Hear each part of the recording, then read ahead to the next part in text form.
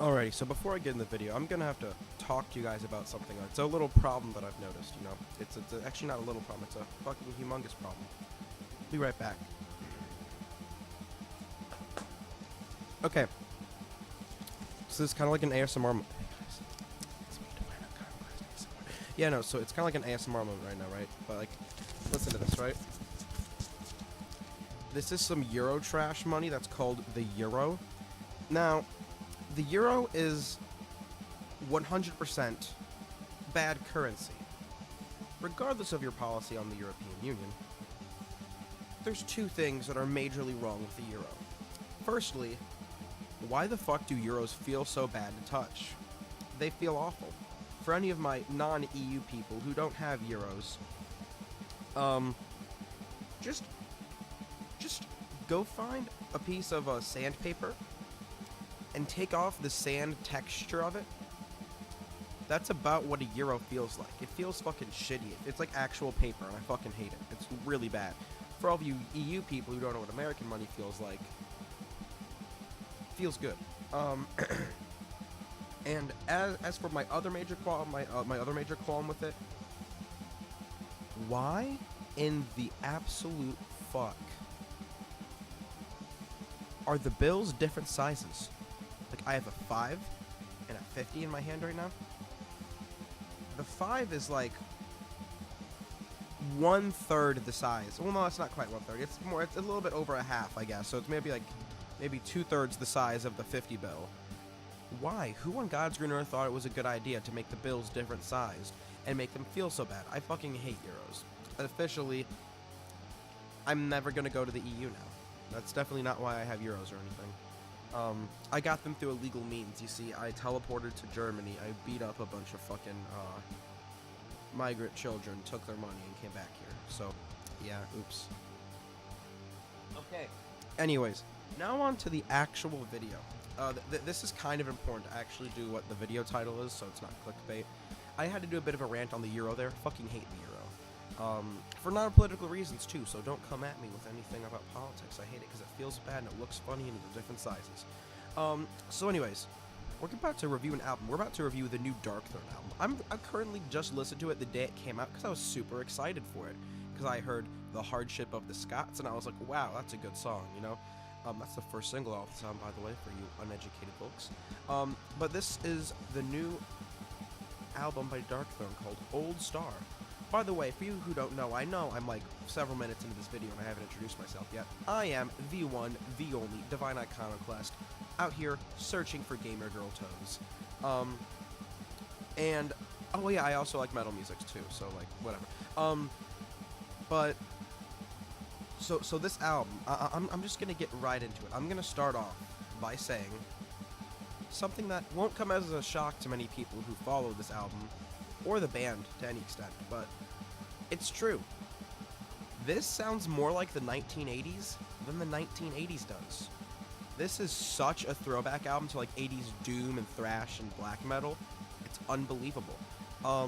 There are times on this album where I thought I was listening to Celtic Frost because of how heavy the Celtic Frost influence is on this thing. It's incredible. Like, this album makes me feel nostalgic for the 80s, and I wasn't even alive then.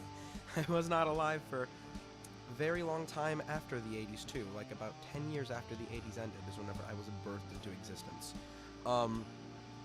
But no, like, I don't know, it just really reminds me, especially like since it's a bit of more of like a slower album too. It also has a lot of Candlemass and Black Sabbath influence on it as well. Which isn't that new for Darkthrone. Darkthrone's been doing slow, doomy stuff ever since Panzerfaust, you know. And even before then, kind of like on Blaze in the Northern Sky, they had a couple songs where it was kind of like that. I don't know. Excuse me. But yeah, 80s influence on this thing cannot be understated. Like, everything from like, I don't know, like the guitar solos even kind of sound like they're from the 80s too on this album. There's not many guitar solos. I think there might actually only be one. But if there is only one, the one that I can remember off the top of my head, guess what? Sounds like it's from the 80s. It also has a lot of like cool grooves to it too. Not like the Pantera groove metal kind of grooves, but you know, like the 1980s kind of grooves where you kind of got like in a steady pace, you know. and like, you know, then they have like that cool kind of like driving riff, but it's not like super fast yet because it's not the 90s. So I really like the feel of this album. I think it feels really 80s, but it also, like, it isn't just a rip-off of the 80s as well. Like, Darkthrone adds their own tinge to it, too. So it isn't, you know, like, they just rip off all these 80 bands. Like, it's clearly a Darkthrone album. If you would have played me one of these songs without the vocals, I would know it was Darkthrone. Like, I don't, it just has, like, a bit of, like, more of, like, a darkish, more tinge to it. And I think that's mostly done through, Nocturno Culto's vocals on this album. Very good vocalist, as usual. I can't say always, because Panzerfaust does exist. And despite the fact that Panzerfaust is my favorite Darkthrone album, I will concede fully that the vocals on Panzerfaust are abysmal. They're awful. I might actually do a classic review of Panzerfaust. I've been thinking about doing that recently, going back and reviewing old albums from the perspective of, like, young little me who wasn't around whenever they came out and just, you know, recently got into the music too, so it's kind of like I've listened to them 20 or 30 years after they came out. So I was thinking about doing that. No, but so yeah, the darkness on the album is definitely created through Nocturno Culto's vocals, and also through the several melodic parts on this album, which actually kind of surprised me just how melodic this album was. Especially like the Hardship of the Scots, Old Star, or some of the most melodic songs in the whole thing. And that really surprised me because I recently, I guess kind of recently, every once in a while I go back and I listen to like the commentary tracks on like Transylvanian Hunger and Panzerfaust that Fenriz did, where he like talks over and gives his thoughts on the albums while, you know, while the music plays in the background. And he, on the Transylvanian Hunger one, he talks about how melodic riffs really aren't his thing. He doesn't really like melodic riffs that much. He more kind of like, and you can tell in this album because the melodic riffs are pretty rare. You know, like they're not all over the place. They're not in there all the time or anything. But like, whenever they're there, definitely they're incredibly melodic. Especially the song Old Star. That song is incredibly melodic, and I didn't expect that much melody off this album. I did not go in thinking to find that much. I thought like the Hardship of the Scots was kind of like a one-off thing, you know, like a bit more melodic for the first, you know, the first single off the album, and then the rest of the album is going to be a bit more kick-ass. But no, definitely there's a lot of melody. Well, there's a decent amount of melody on this album, a lot more than I was expecting. And yeah, that both of those things combined add a bit of like a darker tinge to it. I'm going to talk about the production here for a second. The production on this album is really freaking good. I like it a lot. I really don't have any complaints whatsoever. The bass drum is kind of quiet, but I mean, I think that's just Fenriz's style. I think he likes the more... he doesn't really like the super loud click bass drums, if you know anything about Fenriz. So he goes for a bit more like a subdued kind of like thud, like I just did with my leg. I don't know if you guys can pick that up. I don't know if my gain's high enough on there. But yeah, like, it's more just like a thud in the background, but it's whatever. Doesn't really detract from the album at all. And the snare drum in particular on this album sounds really, really good. I'm really happy with how the snare drum sounds. It punches through the mix. It, like, bam, you know, just baps you whenever it hits it, you know. Real good stuff. I like the snare drum on this thing a lot. Yeah, so I also need to talk about the songwriting on this album. The songwriting on this album is very riff-oriented, but that is a great thing because the riffs fucking slay on this album. Slay Queen, yes. No, like, seriously, the riffs on this album are so fucking good, dude. Especially on the track The Duke of Gloat. That song is one of the best Darkthrone songs ever released, in my opinion. Ever. It totally beats out almost if not everything on Transylvanian Hunger, for sure. Almost everything on Panzerfaust, if not everything on Panzerfaust. Like, it is one of the best songs I've ever heard in my whole life. I love it. It's one killer riff after another. It's just bam, bam, bam, bam, for like 6 or 7 minutes long. It's ridiculous, dude. That song is so fucking good. I'm gonna post it in the description for the song you should listen to. That song will blow your mind if you're even remotely a Darkthrone or black metal fan at all, in all honesty. It's amazing. The songwriting also, but it's also riff-oriented. But take that out of account. The songwriting's also amazing. I guess since I listen to a lot of Transylvanian Hunger and Panzerfaust, I'm not really accustomed to really good songwriting from Darkthrone. Like, I would say the only other Darkthrone album that I can think of where they had really good songwriting was a couple of the songs on A Blaze in the Northern Sky was really good. But this album, honestly, has incredibly good songwriting. I'm not going to say it's, like, perfect or, like, top-notch excellent. because there are a couple times where they repeat a riff or a motif a couple too many times and it gets a little boring, especially on the song Alpman. I found myself kind of bored during that song a lot. Not my favorite song on this album for sure. But overall, this album has incredible songwriting, twists and turns, time signature, key signature changes, stuff like that happening all the time. And it's just really good songwriting overall. And yeah, I wrote down on my notes, it's essentially the opposite of Transylvanian Hunger. In all honesty, it kind of is. No blast beats on this entire album, by the way. I mean, if you know anything about modern day Darkthrone, you wouldn't expect them to be, but just thought I'd throw that in there. No blast beats on it. So if you've only listened to Transylvanian Hunger and Panzerfaust and you're looking to go to this album, you know, maybe this album, I'm not saying it's not for you, but it definitely is not the same. Darkthrone's not even the same band it is anymore.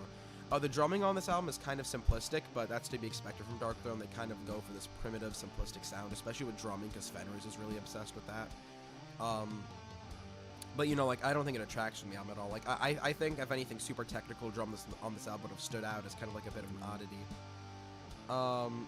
And yeah, this album is very slow. I think I've already mentioned that, but, like, you kind of get, like, a Panzerfaust vibe. Kind of like the songs like Hordes of Nebula, or like Quintessence, you know, like the slow, like, booming. Also really weird because both those albums have 6 songs on them. I mean, Panzerfaust technically has 7, but like the last song isn't a real song, so I don't count it. Yeah, so this album reminds me a lot of Panzerfaust in a way. Also probably because I like it almost as much as I like Panzerfaust. Yeah, but that's basically all my thoughts on the album. Just as a quick conclusion here, it's a very doom-heavy, thrash-heavy 80s release from the Darkthrone band. The Darkthrone band, the one, the only. Actually, I'm pretty sure there's another Darkthrone band, or there's another band called Darkthrone from Mexico that makes death metal. So I guess it's not the one, the only. Oops. No, but Darkthrone coming at it again with an excellent black metal release. By the way, this is the best thing they have released since the early 90s, in all honesty, in my opinion. For sure. Definitely. The riffs on this thing, it's not the same as the earlier stuff, by the way, but, like, it's just as good. It's even better than a lot of stuff, in my opinion. This is my second favorite Darkthrone album. And I know that's a really contentious claim, considering they have, like, the holy trinity, or the unholy trinity of black metal. First of all, A Blaze in the Northern Sky is really, really good. Transylvanian Hunger's overrated to shit. I'm not saying it's a bad album whatsoever, but I think it's actually probably like an 8 out of 10, but it's not a black metal classic that you need to hail up. I mean, it's really influential, but, like, I don't know. I feel like a lot of people give the album a bit too much praise. And then, what's the one in the middle there? It's so unforgettable and not even good that I don't even remember the name of it. Under a Funeral Moon. Yeah, not a fan of Under a Funeral Moon. Not really at all. Never really could get into it. I don't know. Songwriting's really lazy. It's basically like the weird transition period between The Blaze in the Northern Sky and Transylvanian Hunger, where, like, they take out all of the good songwriting from A Blaze in the Northern Sky, but they don't have, like, the good, interesting, melodic, and the catchy riffs from Transylvanian Hunger yet. So you kind of get this weird middle bastard child that I don't like very much. But no, like, this is definitely the second best Darkthrone album, only to Panzerfaust, which is my favorite. My favorite song on this album, or my favorite songs, well, my favorite song is Duke of Gloat, but the other two ones that I liked a lot are the first song, I Muffle Your Inner Choir, and The Hardship of the Scots, the first single off this album. Really good stuff. I fully recommend you guys check out this album, by the way. I really think the only song on this album that I would even consider less than good is Alpman. It's not a bad song, it's just not really a good or a great song at all. It gets kind of boring halfway through the song, but the first half it's pretty good. They have some pretty cool, I think this is like a 6-8 time song in the beginning, and then after they switch it up, they slow it down, they go for a bit more of a doomy thing, but it's not very interesting. Yeah, so overall, I'm going to have to give this thing 9 out of 10. Make sure to post down in the comments if you know any e-girls. I'm still lonely and I'm still looking for them. Also, if you want to, you know, talk about the album down in the comment section, like, I might entertain your thoughts. And if you are wrong, I will, ship you a bottle of Lubriderm lotion. Yeah. So anyways, guys, this is the one, the only Darkthrone signing out. Wait, I'm not Darkthrone. This is the one, the only Divine Iconoclast being a real gamer.